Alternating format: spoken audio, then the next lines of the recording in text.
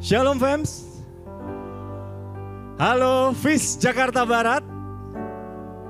Welcome to the Fish, the happiest place on earth. Ada pantun gak ya? Naik mobil mewah, berdua sama pacar. Saya melihat banyak wajah-wajah yang cerah, siap untuk shine like star. Woi, tepuk tangan dong. Tepuk tangan buat saya. Oh salah ya. Ya teman-teman, kita udah berada di tanggal 25. Itu artinya kita udah berada di penghujung bulan. Itu artinya apa teman-teman? Gajian, ya. Bukan itu ya yang mau saya omongin ya. Maksudnya kalau udah tanggal 25, udah di penghujung bulan, berarti itu tandanya kita sudah berada di talk yang terakhir ya di bulan ini. Aku mau remind sedikit aja, di bulan Januari ini, tema besar kita sama dengan visi LOJF 2025, yaitu Shine Like Stars. Dan untuk menjadi Shine Like Stars kita udah diajarin ada dua hal penting ya yang harus kita lakukan. Yang pertama, obedience. Yang kedua, humility. Karena gak ada yang jawab, jadi aku yang jawab aja. Obedience udah dibahas minggu lalu, jadi minggu ini kita akan membahas tentang humility. Oke? Nah, ada yang menarik dari minggu lalu. Minggu lalu Bro David ketika di awal sermonnya itu bertanya kepada teman-teman apa yang jadi resolusi teman-teman, ya kan? Ada Bro David waktu itu nanya, siapa yang resolusinya pengen dapat pekerjaan baru? Ada siapa yang resolusinya pengen mendapat jodoh? Nah, pokoknya seperti itu ya. Hari ini aku juga mau nanya-nanya seperti Bro David. Tapi bedanya, bisa aku nanya, aku mau kasih jawabannya. Wes, aku akan kasih jawaban. Bagaimana kunci sukses dalam hidup ini? Tapi sebelumnya aku mau nanya dulu ya. Jangan-jangan pada nggak mau tahu nih. Jawab dengan keras ya teman-teman ya. Siapa di sini yang pengen sukses dalam karir? Waduh, hampir semua ya. Meskipun ada yang cuman saya. Tapi saya tahu di dalam hatinya pengen. Siapa yang pengen sukses dalam hal keuangan, finansial? Oh kenceng ya, udah mau sinci ya. Siapa yang pengen sukses dalam hal percintaan? Wah, lumayan ya, agak malu-malu ya. Mudah-mudahan yang menjawab yang terakhir itu para single ya. Yang couple nggak usah lah ya. Oke, teman-teman. Untuk menjadi sukses dalam hidup ini, jawabannya adalah setelah doa yang berikut ini ya. Kita harus doa dulu, kita doakan doa favorit kita. Kita doakan dengan lantang dan penuh iman tentunya ya. Mari kita berdoa dalam nama Bapa dan Putra dan Roh Kudus. Amin. Today I receive all of God's love for me. Today I open myself to the unbounded, limitless, overflowing abundance of God's universe. Today I open myself to God's blessing, healing and miracles. Today I open myself to God's word so that I become more like Jesus every day. Today, I proclaim that I'm God's beloved, I'm God's servant, I'm God's powerful champion. And because I'm blessed, I'm blessing the world. In Jesus' name, amen. Thy word is a lamp unto my feet and a light unto my path. Oke, sekali lagi kita beri kemuliaan untuk Tuhan kita yang luar biasa.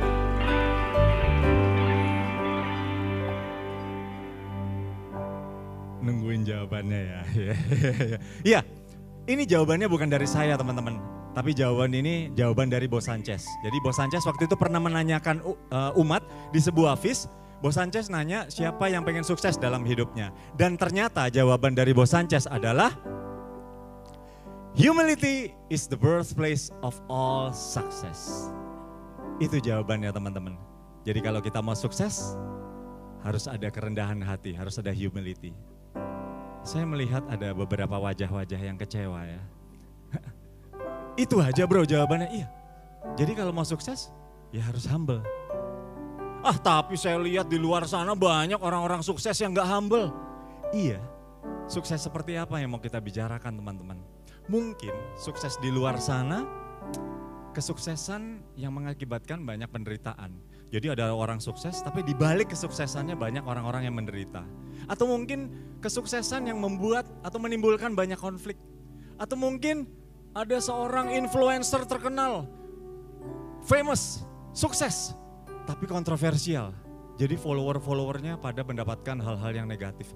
Bukan kayak gitu teman-teman kesuksesan yang mau kita bicarakan hari ini. Kesuksesan hari ini yang mau kita bicarakan, kesuksesan di dalam Tuhan. Kesuksesan yang berasal dari kerendahan hati. Kesuksesan yang sesuai dengan firman Tuhan. Kalau nggak percaya, yuk kita cek ya. Kita sama-sama baca ayat pembuka kita pada malam hari ini dari Matius 23 ayat 12. Kita baca bersama-sama ya, 1, 2, 3. Dan barang siapa meninggikan diri, ia akan direndahkan. Dan barang siapa merendahkan diri, ia akan ditinggikan. Jelas ya. Jadi Tuhan pengen ada sebuah kerendahan hati dari kita untuk kita lakukan dalam hidup ini. Kalau kita mau ditinggikan dalam nama Tuhan. Lalu humble yang kayak apa bro?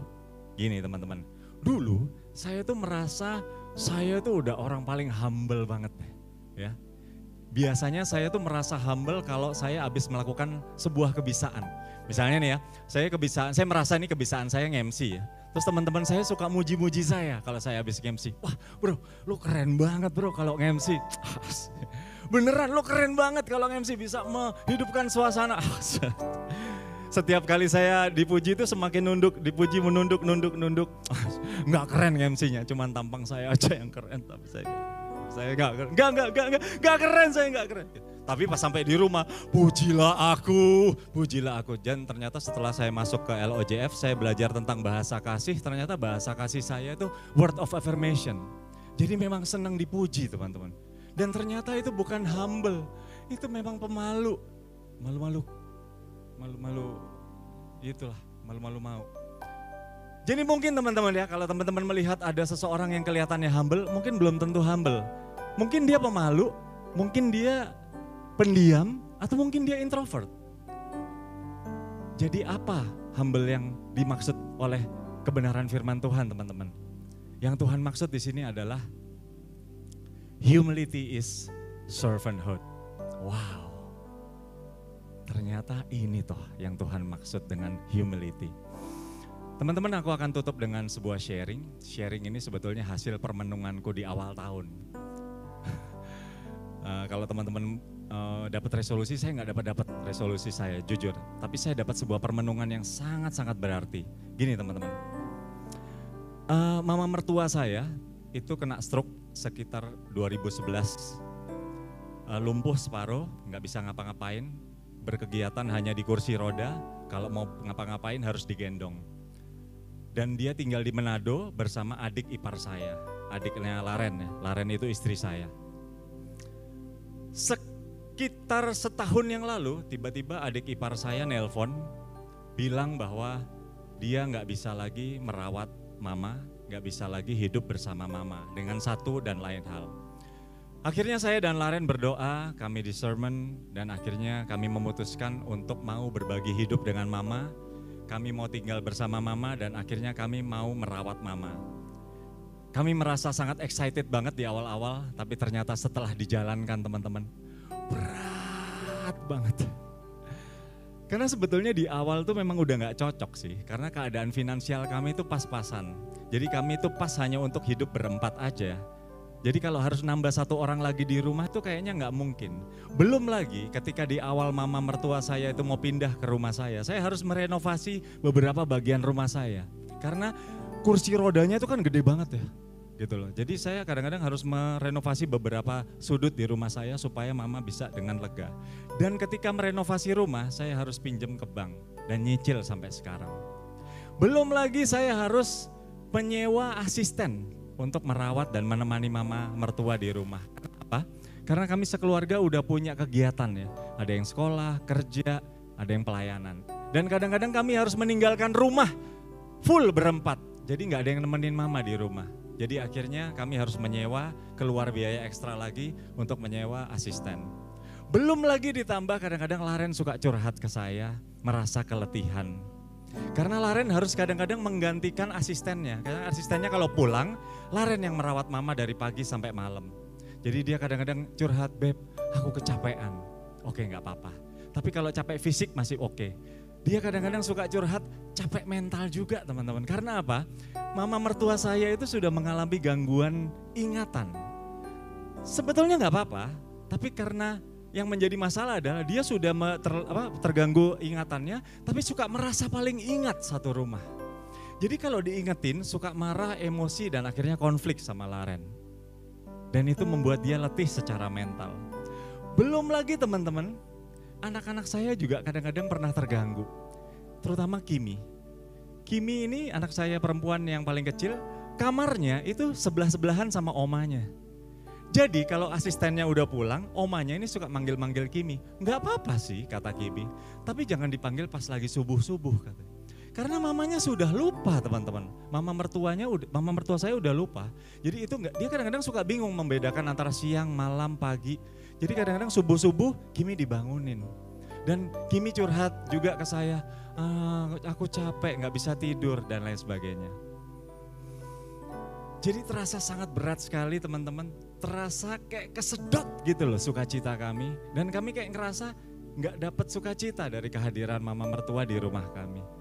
Tapi saya dan Laren akhirnya ingat lagi akan keputusan kami, karena waktu itu berdasarkan doa di sermon kami ngambil keputusan itu.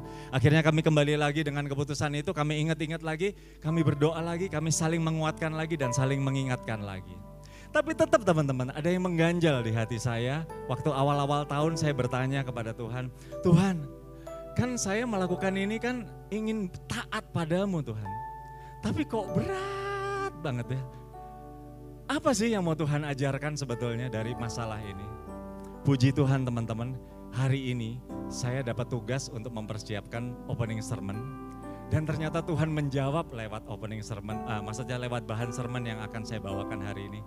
Tuhan bilang, James, kamu udah keren mau taat padaku. Tapi itu gak cukup. Kamu juga perlu humility. Dan humility adalah servanthood. Melayani dengan sepenuh hati.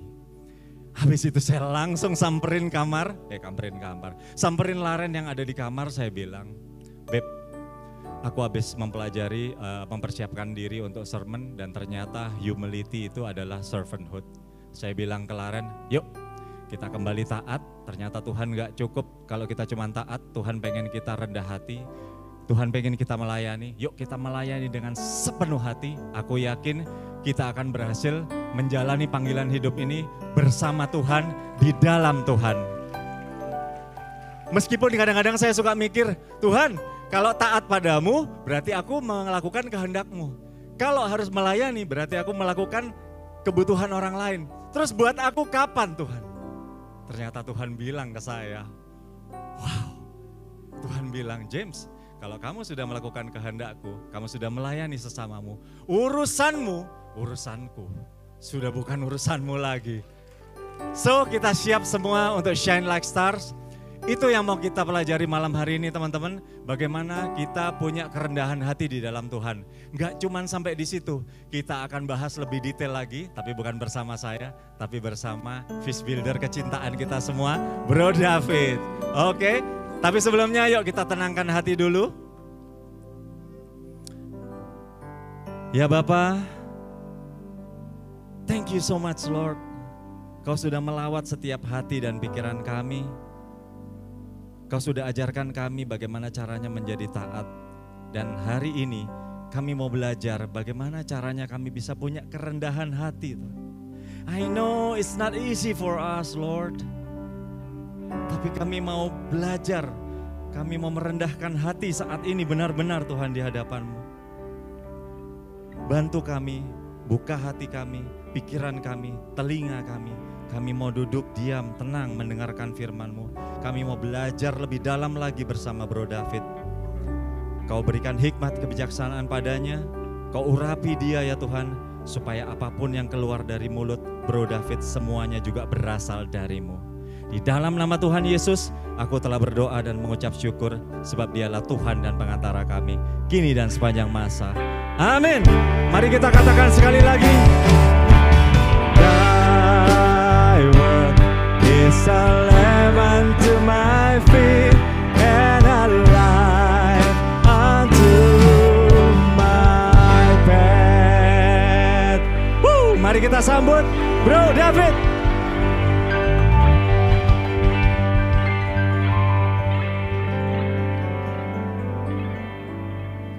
Boleh kita berikan apresiasi tepuk tangan untuk Brother James yang sudah membuka firman pada malam hari ini dengan luar biasa.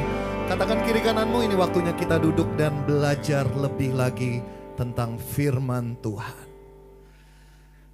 Wow, berat ya dengar ceritanya James tadi. Saya sampai ikut merasa berbeban berat tadi karena dia tepat mengatakannya di depan saya persis gitu ya. Saudara, berbicara mengenai kerendahan hati, saya pernah suatu saat di WA group gitu bilang, sambil bercanda ya, saya bilang gini, saya udah rendah hati. Kemudian ada yang komen, orang yang rendah hati itu gak ngomong kalau dirinya rendah hati. Siapa yang setuju pernyataan itu? Oke. Yang tadi angkat tangan boleh kita baca dari Matius 11 ayat 29. Boleh nggak dibuka Alkitabnya sebentar? Matius 11 ayat 29.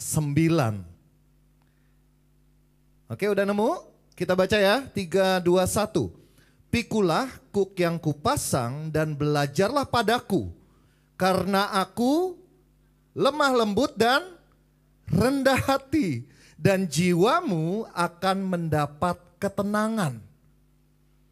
Kita sering ya, tapi kita cuma ambil biasanya pikulah kuk yang kupasang itu. Tapi kita nggak melihat pernyataan Yesus menyatakan dirinya bahwa aku ini lemah lembut dan rendah hati.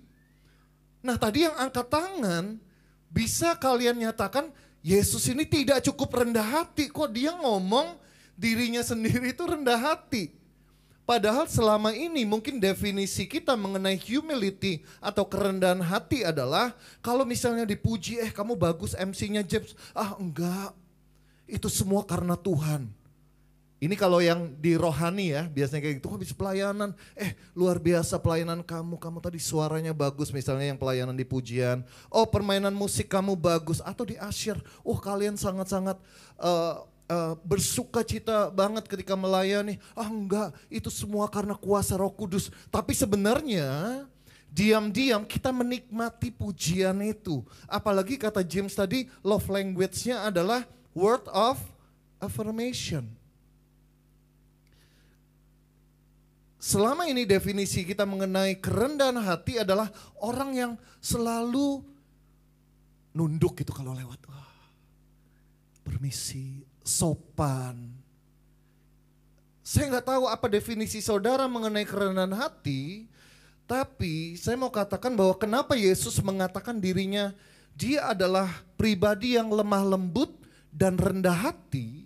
Saya mau kasih definisi seperti ini bahwa orang yang rendah hati adalah orang yang mengetahui siapa dirinya, apa kekuatan yang dimilikinya, tapi dia juga mengenal dirinya sehingga dia tahu dia memiliki kelemahan apa di dalam dirinya, saudara. Itulah kenapa beberapa bulan lagi, kalau saudara yang pernah ikut LOJF itu punya sebuah retreat untuk anak-anak muda, single, namanya Love Life Retreat. Dengan slogannya adalah Love God, Love Self, Love People. Dengan kata lain, kalau saudara mengasihi Tuhan, saudara harus mengasihi diri sendiri, kemudian baru saudara bisa mengasihi orang lain. Saudara harus mengenal siapa Tuhan, kemudian saudara harus mengenal diri saudara sendiri, mengenal potensi yang saudara miliki, tapi juga mengenal kelemahan saudara, sehingga saudara benar-benar memiliki identitas yang firm di dalam Tuhan, dan saudara bisa membagikan setiap potensi saudara itu untuk menjadi berkat bagi banyak orang. Jadi sekali lagi, kerendahan hati bukan dari intonasi dia berbicara. Kalau lemah lembut gitu ya, orang ini rendah hati banget. Atau ketika ditanya orang itu diem terus. Bisa jadi dia bukan rendah hati, bisa jadi dia bisu, saudara. Itu nangkap maksud saya. Jadi sekali lagi bahwa kita harus mengenal siapa diri kita di hadapan Tuhan, itu yang pertama. Kemudian saudara harus explore apa kelebihan saudara, apa kekuatan saudara, demikian juga apa kelemahan saudara. Dari sana kita akan bisa melihat apa purpose yang Tuhan sudah taruh di dalam kehidupan kita masing-masing. Dengan demikian saudara tidak akan membandingkan hidup saudara dengan hidup orang lain. Karena seringkali iri hati adalah terjadi karena kita nggak tahu diri kita ini bisa apa. Entah karena masa lalu, kegagalan, apa kata orang tua. Apalagi kalau orang tuanya nggak di dalam Tuhan, bisa jadi kata-kata yang masuk itu membuat gambar diri saudara itu rusak. Di mana saudara seharusnya mengerti, oh ternyata gua ini berharga, gua ini punya potensi, gua ini bisa dipakai Tuhan untuk menjadi saluran berkat. Next slide. Dan ini ada definisi yang lain saudara, next slide silakan. Definition of humility, boleh sama-sama 3, 2, 1. Lose small to win big. Kerendahan hati adalah saudara kalah sedikit, mengalami kekalahan kecil untuk memenangkan sebuah hal yang lebih besar daripada apa yang saudara hilang. Apa prakteknya? Kita itu punya seorang ahli untuk mixing lagu-lagu gitu ya. Jadi ceritanya album LOJ Worship ini dikerjakan oleh seorang profesional mixing. Dia terkenal, dia salah satu anggota band waktu itu almarhum Glenn Fredly. Dan singkat cerita waktu itu saya main ke rumahnya bersama dengan Iswara. Ngobrol-ngobrol-ngobrol, ketika kita makan siang kita dipesenin burger saudara. Kalau ada yang suka kuliner mungkin tahu namanya Hits Burger. Gitu ya. Enak, burgernya enak. Nah harganya cukup lumayan tapi secara quality itu enak banget. Dagingnya gitu kayak moisi gitu kan, enak banget pokoknya. Rotinya juga enak. Dikasih sambal gitu, dicocol pakai kentang goreng. Jadi pengen keluar, pulang dari feast langsung makan gitu ya, nggak mau dengerin firman. Nah, ngobrol-ngobrol, dia ternyata owner dari Hits Burger tersebut dan dia curhat. Ada salah satu merek burger di Indonesia yang banyak sekali outlet dan burger ini lagi gencar banget untuk promosi. Bahkan menurut dia, secara logika, gak mungkin kasih diskon sampai harga burgernya itu segini. Jadi ceritanya yang burger yang terkenal ini itu price-nya luar biasa di bawah standar. Bahkan dia sebagai pengusaha udah ngitung kayaknya gak mungkin kalau gua berusaha untuk compete pasti akan rugi. Nah tapi ternyata selidik punya selidik saudara. Burgernya boleh lebih murah dari burger yang lain. Tapi biasanya konsumen yang datang ke restoran itu nggak beli cuma burger, betul? Biasanya apa tambahannya? Paling nggak saudara beli minum. Beli apa lagi? Kentang goreng, nugget dan lain sebagainya. Ada tambahan-tambahannya. Dan ternyata dihitung-hitung, lose small to win big. Itu salah satu trik yang bisa dilakukan dalam penjualan saudara. Can you imagine? Bahkan di dunia aja melakukan hal tersebut. Atau mungkin di pernikahan kita, berapa banyak di antara kita berusaha memenangkan argumen dengan pasangan saudara atau pasangan saya. Wah, tapi saya belajar banyak melalui firman Tuhan sometimes, bukan sometimes, many times. Kadang ketika kita belajar untuk mengalah dan merendahkan hati. Bahkan yang saya belajar banyak itu adalah salah satu tanda kerendahan hati adalah ketika saudara mau belajar untuk sungguh-sungguh mendengarkan orang lain terlebih dahulu sebelum saudara mengeluarkan komentar apapun. Dengar aja dulu, itu adalah latihan kerendahan hati yang luar biasa. Dan ketika misalnya dalam pasangan suami istri ini tips juga untuk para single ya. Ketika saudara menjadi seorang expert untuk mendengar, maka sekian persen dari pernikahan yang bahagia itu sebenarnya saudara sekarang sedang bangun. Kenapa? Tanya deh para pasutri. Berapa banyak yang ribut? Itu karena apa? Karena tidak ada yang mau mengalah untuk mendengarkan. Merasa dirinya lebih benar, lebih tahu. Meskipun mungkin saudara benar, meskipun mungkin saudara tahu. But sometimes we have to lose small to win big. To win bignya apa? Keselamatan, keharmonisan dari pernikahan saudara. Itu harganya jauh lebih mahal dari sekedar memenangkan argumen atau pendapat saudara. Yang pasutri katakan amin. Oh, kenceng dong. Oke, next slide.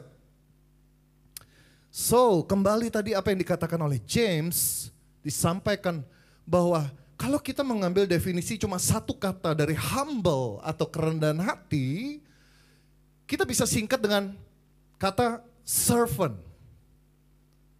Pelayan, melayani. Itulah kenapa tadi ayat yang diambil adalah barang siapa ingin ditinggikan, ia harus direndahkan. Barang siapa merendahkan dirinya, dialah yang akan ditinggikan. Next slide. Kita akan belajar saudara. Poin yang pertama dari humility adalah, boleh baca sama-sama 3, 2, 1. A humble servant is always serving. Seorang hamba yang melayani itu selalu melayani. Nah, kita bisa baca ayatnya dari mana? Silakan next slide. Yohanes 13 ayat 14 sampai 15. Boleh baca sama-sama ya? 3, 2, 1. Jadi jikalau aku membasuh kakimu, aku yang adalah Tuhan dan gurumu, maka kamu pun wajib saling membasuh kakimu. Sebab aku telah memberikan suatu teladan kepada kamu, supaya kamu juga berbuat sama seperti yang telah kuperbuat kepadamu. Tuhan sangat tahu identitasnya. Dia mengatakan dia adalah Tuhan dan guru dari para murid yang sedang dia khotbahi pada waktu itu saudara. Dia tahu identitasnya, dia adalah Tuhan yang memilih untuk turun ke dunia ini. Jadi ini nggak berbeda. Dia tahu identitasnya, dia tahu kekuatan dia. Tapi dia juga memberikan contoh, maka kamu wajib juga saling membasuh kakimu. Saudara ingat setiap kali Kamis Putih, itu adalah sebuah teladan kerendahan hati. Saya cuma membayangkan aja kalau pasangan suami istri di gereja Katolik itu dalam tanda petik saling membasuh kaki satu dengan yang lain. Saling mengampuni, saling mengasihi tanpa pamrih. Maka tidak akan ada pengajuan perceraian, annulment dan lain sebagainya. Apapun itu saudara. Kenapa saya bilang seperti ini? Karena saya dulu berpikir, orang-orang Katolik itu kan menikah itu cuma sekali ya, kecuali ditinggal pasangannya meninggal. Baru dia boleh untuk menikah lagi. Tapi ternyata kenyataannya sekarang, pernikahan Katolik banyak sekali yang berakhir pada perceraian secara sipil, kemudian mungkin nikah lagi. Dan karena di Katolik susah, terkenal susah. Apalagi memang kondisinya memang tidak bisa dibatalkan karena memang sudah memenuhi syarat. Tapi karena kita tidak mau memperbaiki diri kita, tidak mau belajar untuk semakin rendah hati, maka akhirnya ketika konflik terjadi, itulah yang terjadi akhir-akhir ini saudara. Makanya teman-teman single, kalian tepat berada di tempat ini sore hari ini. Kenapa? Karena ini adalah dasar yang akan sangat-sangat membantu saudara untuk memiliki pernikahan yang dikehendaki oleh Tuhan. Amin. Jadi yang pertama adalah kalau saudara ingin supaya saudara menjadi orang yang rendah hati, you need to serve. Saudara belajar untuk Melayani. Melayani berarti memikirkan kepentingan orang lain terlebih dahulu, lebih daripada kepentingan diri kita sendiri. Dan melayani itu adalah sebuah tindakan real. Saya sama Yolanda itu married dari 2012.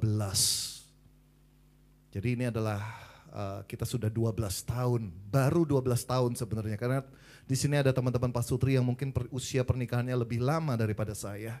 Tapi disitulah saya bersyukur, Yolanda bersyukur bahwa kami berada di sebuah komunitas. Ini bukan berbicara mengenai LOJF, tapi berbicara mengenai kami punya sebuah komunitas di mana kami bisa belajar apa yang Tuhan katakan, bagaimana kami harus hidup, menghidupi pernikahan, dan juga kami belajar dari pernikahan-pernikahan yang senior seperti James yang kurang lebih sudah 35 tahun untuk menikah gitu, kelihatan dari wajah dan kebijaksanaannya gitu ya kalau saya bilang ya. Karena biasanya rambut putih itu lambang kebijaksanaan.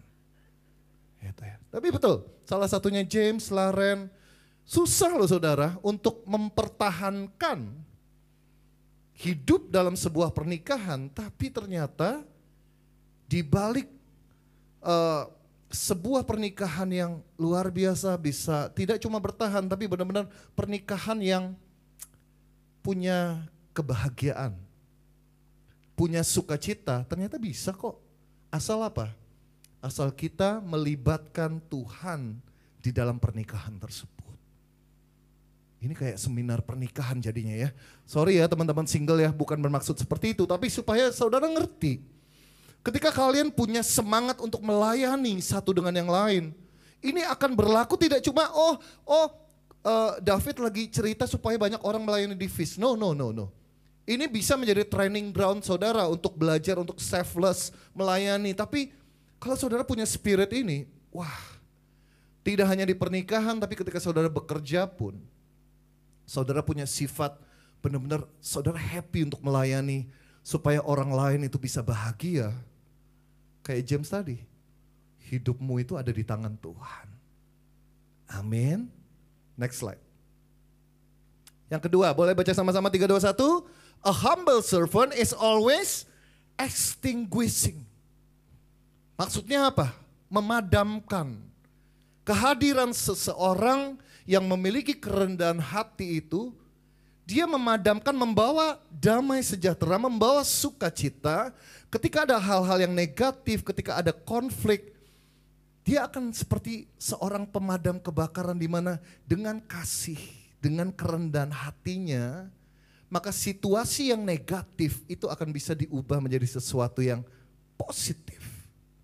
Next slide. Kadang-kadang di pelayanan pun kita mengenal yang namanya, dia mah senior. Wait, senior itu apa definisinya? Apakah senior citizen seperti James? Bukan saudara keliru. Bukan usia, bukan berapa lama orang tersebut tergabung di komunitas melayani, gak jaminan orang itu rendah hati. Trust me. That's why di LOJF ini, bukan berarti saya fish builder, saya berada di stage seperti ini, saya lebih senior dari saudara, enggak. Saya selalu bilang definisi saya secara pribadi adalah orang yang senior adalah orang yang semakin rendah hati, semakin berkorban untuk melayani orang lain, itu senior. Bukan sekedar dia punya pengetahuan firman yang banyak, karena banyak orang-orang pintar, public speakingnya bagus, kelihatan di atas stage seperti orang rohani, seperti orang baik, orang kudus. Tapi ketika dia dalam keluarganya, dalam pekerjaan, dia menjadi pribadi yang berbeda. Apa gunanya pelayanan saudara? Seakan-akan kayak kita itu gak sadar bahwa Tuhan itu tahu loh sebenarnya kita seperti apa. Kadang kita berusaha terlihat baik di depan manusia, tapi sesungguhnya kita sedang membohongi diri kita sendiri. Kita itu transparan. Kalau Tuhan lihat itu, dia tahu sampai kedalaman hati kita itu, apa motivasi kita itu Tuhan tahu saudara. Jadi di sini saya juga mau share ke teman-teman yang melayani selama ini. Terus yuk berusaha apa adanya. Gak perlu pakai topeng pura-pura baik. Berproses saja, gak apa-apa. Boleh baca ini sama-sama saudara, 3, 2, 1. Seniority isn't a call to be entitled. Entitled apanya maksudnya? Bahwa bukan saudara itu klaim hak saudara, oh karena gue senior, gue itu layak dapat tempat. Misalnya contoh ya, kita membiasakan diri di komunitas ini. Tadi kan saya promosi nih, oh kita ada Love Life Retreat nanti untuk single. Kita punya kebiasaan, bahkan LOJ Conference, itu seluruh panitianya saudara, itu bayar untuk bisa melayani. Dia juga harus bayar untuk bisa nginep di sana, dapat konsumsi dan lain sebagainya. Kalau mau hitung-hitungan, saya boleh nggak klaim misalnya, oh saya fish builder nih di komunitas ini. Fish builder itu secara struktur saya ada di atas saudara.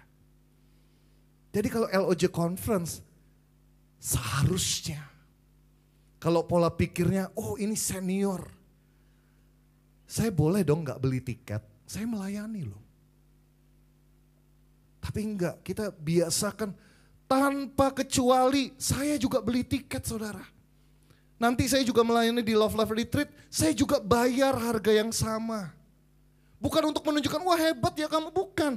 Tapi kita berusaha menghilangkan privilege.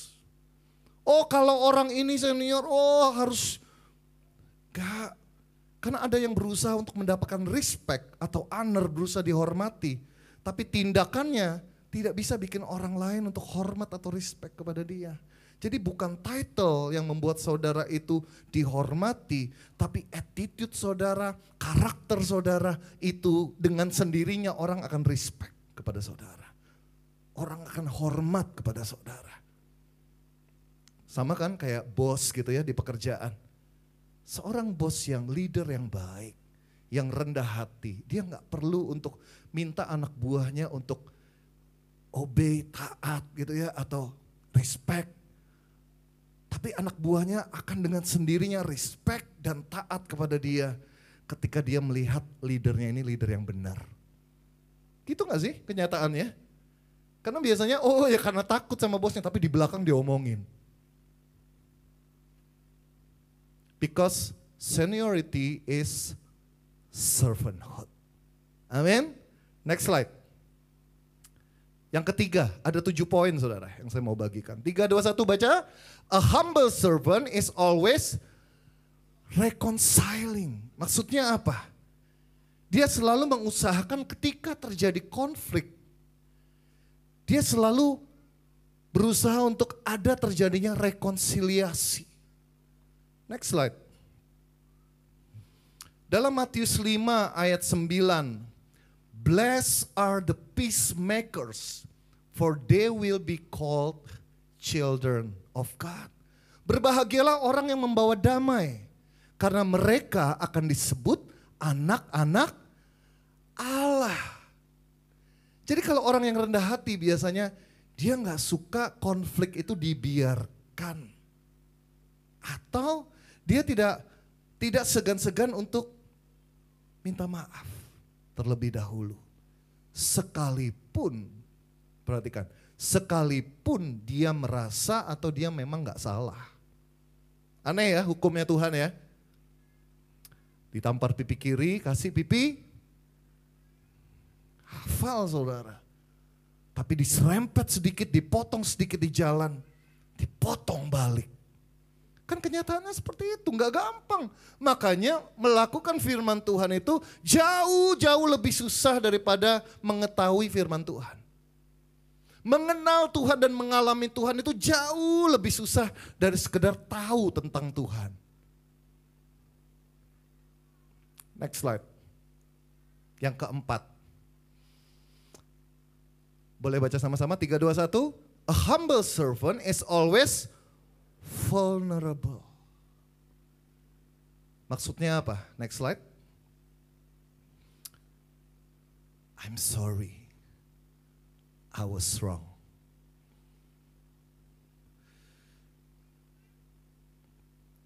Ketika kita Ya, saya secara pribadi, saya sering terlibat pelayanan terutama untuk,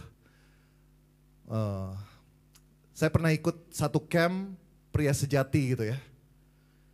Nah, di situ seru saudara, seru.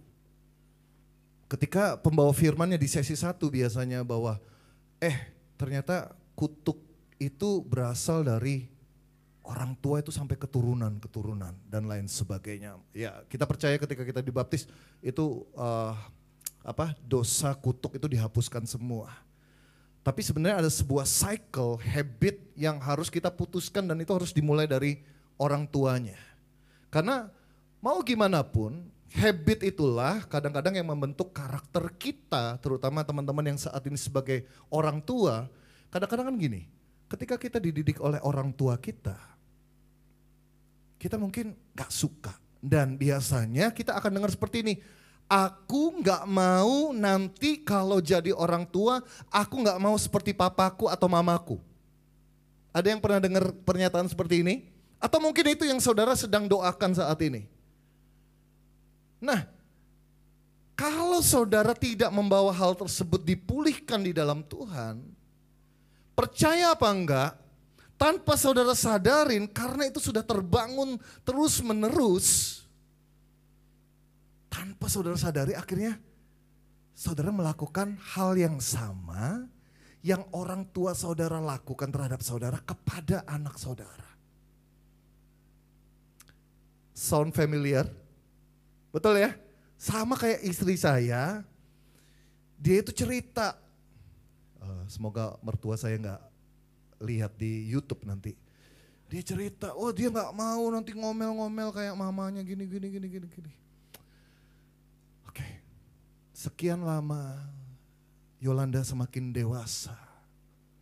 Saya berjalan bersama Yolanda dalam pernikahan, saya menemukan, Beb, kenapa kamu makin lama seperti, ya saya nggak mau lanjutkan. Nanti tolong Sam tolong di-cut bagian ini supaya untuk demi keamanan saya, jadi predikat saya sebagai menantu terbaik tidak tergoyahkan. Well, akhirnya dia sadar, oh iya ya, benar loh saudara, ini susah, tapi you can cut the cycle ketika saudara dipulihkan di dalam Tuhan. Nah, salah satu yang dulu orang tua biasanya nggak mau lakukan adalah to say sorry ketika dia salah. Kenapa? Oh, aku orang tua, aku harus dihormati. Oh, there's no way aku yang biayain, kenapa aku harus minta maaf? Jadi hal tersebutlah yang akhirnya mengakibatkan anak-anak ini tidak bisa memiliki kedekatan dengan orang tuanya. Kenapa saya bisa bilang kayak gini? Karena saya punya orang tua yang exactly sama seperti itu. Papa saya itu boro-boro minta maaf. Paling dia kalau salah ya dia senyum-senyum aja. Tapi dia gak pernah ngomong sorry. Tapi saya bersyukur saya kenal Tuhan secara pribadi. Akhirnya apa? Sekalipun papa saya seperti itu, saya tahu papa saya ini gak bermaksud seperti itu. Tapi karena dia dididik seperti itu, kenapa saya bisa memandang dengan perspektif yang berbeda saudara? Karena saya sudah dipulihkan Tuhan. Kalau enggak, saya enggak akan memiliki kedekatan sama papa saya. Saya bersyukur. Singkat cerita ketika saya dipulihkan Tuhan, saya bisa dekat dengan papa saya. Dan saya pernah sering cerita di saat-saat papa saya terakhir sebelum dia meninggal karena kanker paru-paru. Papa saya bilang, kan mama saya bilang gini, ayo kamu harus kuat, nanti saya waktu itu belum nikah sama Yolanda. Nanti siapa kamu harus datang di pernikahannya David sama Yolanda. Papa saya cuma bilang gini, tenang aja, David ini pasti punya kehidupan yang diberkati. Saya waktu itu, hello, ini papa yang biasanya ngomongnya itu kasar. Tahu kan didikan orang Chinese dulu itu supaya anaknya kuat, saya tahu tujuannya baik. Tapi saya bersyukur juga saya dipulihkan. Dan ketika saya dipulihkan ternyata efeknya papa saya juga mengalami Tuhan secara pribadi. This is true story saudara. Jadi jangan mengharapkan orang lain untuk berubah. Jangan mengharapkan anak saudara. Mungkin saudara saat ini punya permasalahan berkomunikasi dengan anak. Mengapa nggak belajar dari orang tua, belajar untuk say sorry kepada anaknya. Sehingga anak saudara juga akan belajar sebuah karakter yang luar biasa. Ketika dia salah, dia juga akan terbiasa untuk say sorry terlebih dahulu. It's simple, tapi ketika saudara lakukan, ini akan berdampak luar biasa. Mengubah kehidupan keluarga saudara, kehidupan saudara secara pribadi. Amin. Next slide. Yang kelima, katakan kiri kananmu, puji Tuhan tinggal 3. Boleh baca sama-sama 3, 2, 1. A humble servant is always appreciating. Betul saudara, kita itu kadang orang timur itu kadang susah untuk mengapresiasi. Say thank you, memuji. Makanya di komunitas ini kita belajar untuk mengapresiasi satu dengan yang lain. Meskipun saya tahu melayani itu kita nggak cari pujian, nggak cari apresiasi. Tapi kenapa nggak sebuah habit, sebuah culture, kita bikin culture yang baru di mana kita mengapresiasi satu dengan yang lain. Karena sebenarnya manusia perlu untuk menerima apresiasi. Betul nggak sih? Saudara seneng nggak sih kalau dipuji, kalau pekerjaan saudara baik, kehidupan saudara baik? Apalagi suami istri, ada yang suami istri boleh angkat tangannya. Boleh nggak coba dilihat pasangannya, coba diapresiasi. Masakanmu enak hari ini non. Kamu cantik banget hari ini. Kamu ganteng banget hari ini. Belajar dong mengapresiasi. Pasti malu-malu, karena apa? Karena jarang dipuji. Awkward, aneh, bukan budaya kita. Kenapa nggak kita bikin budaya yang bagus seperti itu? Mengapresiasi hal-hal yang kecil. Dan kita mau malam hari ini mengapresiasi teman-teman yang sudah melayani sehingga feast ini boleh luar biasa memberkati kita. Kenapa? Jangan saudara berpikir yang penting itu yang cuma ada di atas stage. Kalau sampai teman-teman multimedia yang ada di belakang, gua nggak diapresiasi, gua telatin aja slide-nya, lagunya, saudara nggak bisa nyanyi. Percaya, kalau soundman di belakang, ya dia nggak cari apresiasi. Tapi kenapa nggak kita berusaha untuk belajar satu dengan yang lain, memberikan dampak yang positif. Gua pelanin nih yang bawa firman malam hari ini. Saudara nggak bisa dengar, nggak bisa terima firman Tuhan dengan baik. Betul nggak sih? Semua tanpa kecuali ada tim doa yang berdoa datang lebih awal. Setiap kursi yang ada di tempat ini didoakan satu dengan yang lain. Supaya apa? Supaya saudara mengalami Tuhan secara pribadi. Saudara mungkin nggak lihat. Tapi saya suka dengan culture yang kita bangun melalui komunitas ini, kita apresiasi lah. Thank you untuk pelayananmu. Sebuah budaya yang baik dan butuh kerendahan hati untuk melakukan itu saudara. I know it's hard karena itu bukan menjadi habit kita. Tapi kalau saudara lakukan, wow, sekali lagi saudara akan memiliki kehidupan yang luar biasa dan akan ada banyak orang di sekeliling saudara. Saudara akan disukai oleh satu, bahkan luar biasa. Next slide. Boleh baca sama-sama? You've reached what you've reached because your feet stand on the shoulders of your elders. Sama seperti komunitas ini misalnya. Meskipun kita mulai di Indonesia 2011, saya dan teman-teman waktu itu kita 14 orang. Tapi sebelum kita mulai di Indonesia, dan ini boleh memberkati banyak orang, bahkan ada sekarang di Surabaya juga. Kalau saya total, mungkin kalau di grup WA, kita grup itu kurang lebih sekarang 1.500-1.600 member. Di FIS Jakarta dan FIS Surabaya itu 200. Total aja 1.800 misalnya. Ada 1.800 orang yang hidupnya bisa diberkati. Karena apa? Karena ada Brother Bo Sanchez, ada pelayan-pelayan Tuhan sebelumnya di Filipina yang menabur dari awal sebelum ada apa-apa. Dan itu saya setiap kali bertemu, saya selalu thank you Brother Bo. Kenapa? Thank you apa? To say yes untuk calling dari Tuhan.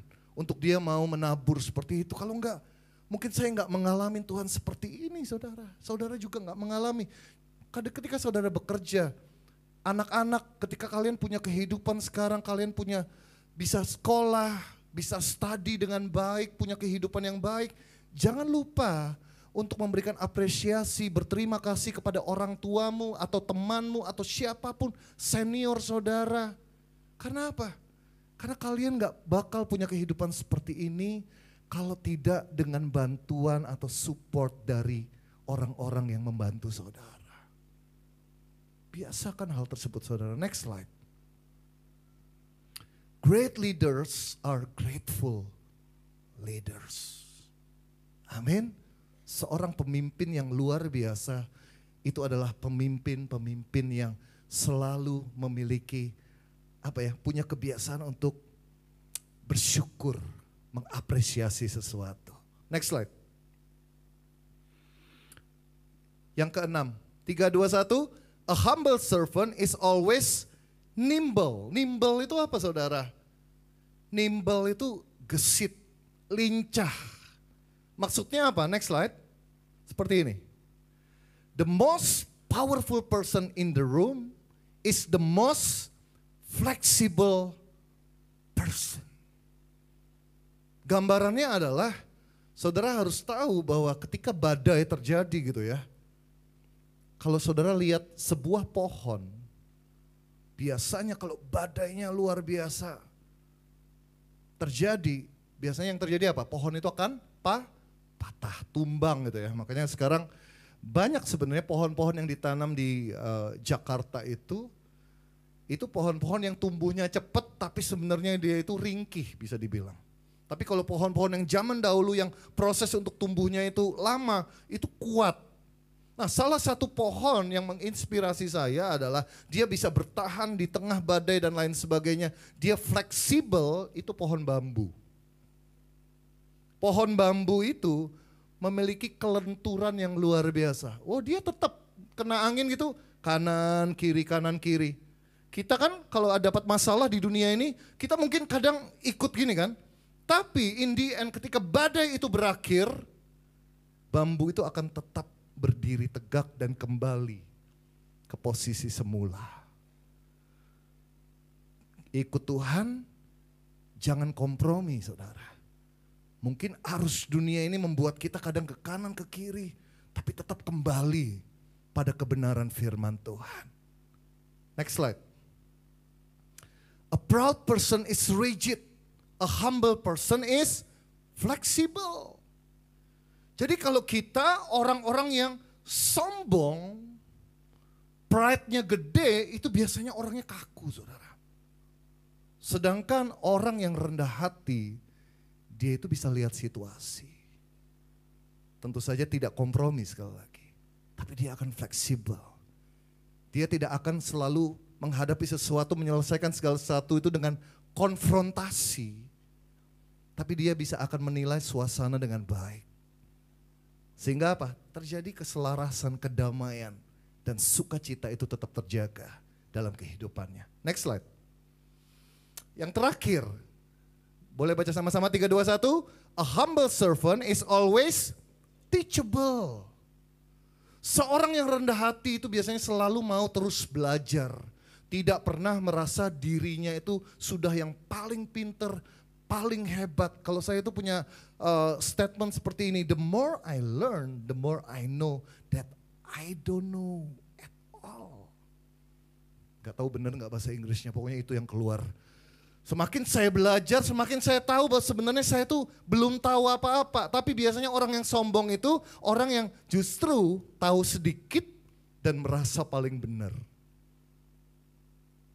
Saya menemukan orang-orang yang hebat, ya sudah gak usah ngomong jauh-jauh lah di komunitas kayak Brother Bo Sanchez. Dia udah senior, saya bisa katakan secara umur, secara dia melayani dari umur 13 tahun. Sudah melayani Tuhan, can you imagine? Sudah tahu firman Tuhan dan lain sebagainya. Tapi tetap ketika saya ketemu, yang banyak ngomong itu saya daripada dia. Boleh tanya Julio ketika saya ajak ke Filipina, gue bingung loh ngomong sama Brother Bo. Lebih banyak gue yang ngomong, memang itu Jul. Karena apa? Karena Brother Bo Sanchez gak merasa dirinya itu lebih daripada orang lain. Justru dia mau belajar untuk duduk. Dia cuma tanya, kita yang ngecepret atau apa itu bahasa Inggrisnya kita yang berusaha menjual, wah seakan-akan kita lebih hebat. Saya semakin belajar justru orang yang berisi itu ibarat padi katanya ya. Semakin merunduk. Musiknya enak nih. Next slide.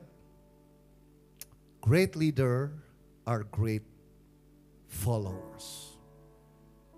Saya bersyukur saya punya leader yang membantu saya dari Filipina. Saya selalu mengingatkan diri saya, jangan pernah merasa kamu hebat, merasa cukup, terus belajar. Itu adalah tanda kerendahan hati saudara. Ketika saudara mulai merasa saudara lebih daripada orang lain, itulah awal dari saudara tidak akan berkembang, saudara akan stuck. Demikian juga dengan pelayanan seperti ini. Kita gak pernah merasa komunitas ini yang lebih hebat dari komunitas lain misalnya. Justru kita pengen belajar dari komunitas yang lain, kita belajar dari hamba-hamba Tuhan yang lain, dan dari situlah kita akan berkembang. Ketika saudara di karir pun, jangan pernah ragu-ragu untuk merendahkan hati, belajar, cari mentor, cari leader. Wow, saudara akan menemukan stage saudara akan dibawa, diangkat oleh Tuhan menjadi lebih tinggi lagi. Amin. Next slide. Jadi ini ringkasannya, kalau tadi kita baca 7 ya. So a humble servant is, boleh baca sama-sama 1, always serving, always reconciling, always vulnerable, always appreciating, always nimble, always teachable. Boleh Sam dan teman-teman boleh naik ke atas stage. Next slide. Humility comes from humiliation. Do you agree with this? Tuhan itu kurang dipermalukan apa? Kalau ada pribadi manusia yang paling dipermalukan, yang merasa di ruangan ini saudara mengalami dipermalukan begitu luar biasa, saudara harus lihat salib sih. Ini lambang penghinaan yang luar biasa. Saya kan kemarin baru ada rekoleksi Romo Benipang mengingatkan kembali makna dari salib. Ini bukan gagah-gagahan saudara. Ini penghukuman yang paling hina. Untuk penjahat yang paling hina itu disalib. Tuhan yang bukan manusia tapi dia mengambil rupa seorang manusia. Dia mau jadi manusia, lahirnya aja bukan di rumah sakit mitra keluarga, apa kayak name it. RSPI dengan fasilitas VIP, bisa dikunjungi setiap saat, bukan seperti itu.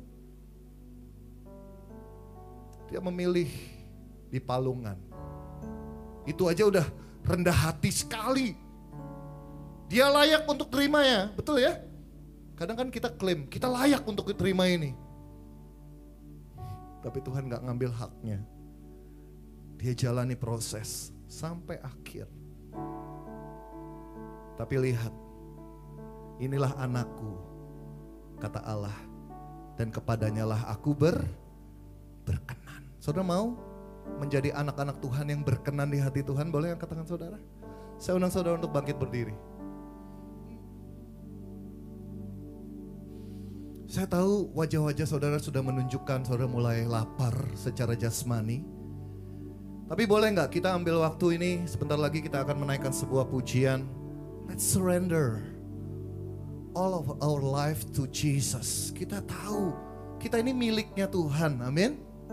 Dia tahu kekuatan kita, tapi dia juga tahu kekurangan kita. Tapi tetap dia mau menerima kita.